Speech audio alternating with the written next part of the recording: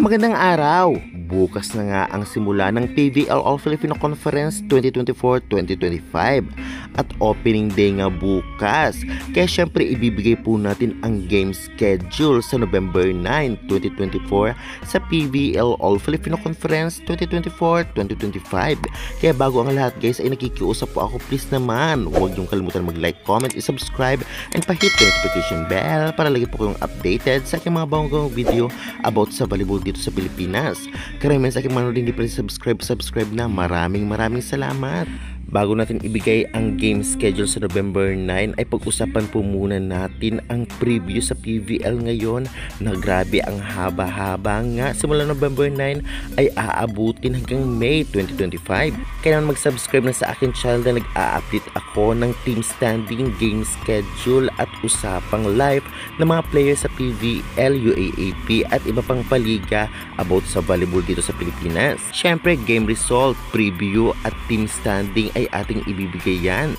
Kaya mag-subscribe na at huwag na po nating patagalin pa. Ito na po ang game schedule sa opening day ng PVL-AFC 2024-2025. Narito po. Unang maghaharap nga ang Galleries Tower High Risers versus Akari Chargers. 4 PM ito sa Plus Sports Arena magaganap o ang venue. At ang second game naman po 6:30 PM Petrogas Angels versus Chocomucho Flying Titans. Kaya ang venue din nito ay sa Plus Sports Arena. Kaya naman syempre kung malapit lamang kayo doon ay manood na ng live na live. At syempre kung wala po kayo sa venue ay mapapanood po ninyo ito sa One Sports o One Sports Plus. Kung kayo po ay may cable, meron din po sa Signal application, mag-download at mag-register. At meron din po sa pbl.ph live. Medyo late lamang po ng 30 minutes ngunit napakalinaw at buo yung video. Kaya ano pang hinihintay nyo? Syempre abang-abang na sa opening day ng PVL-AFC 2024.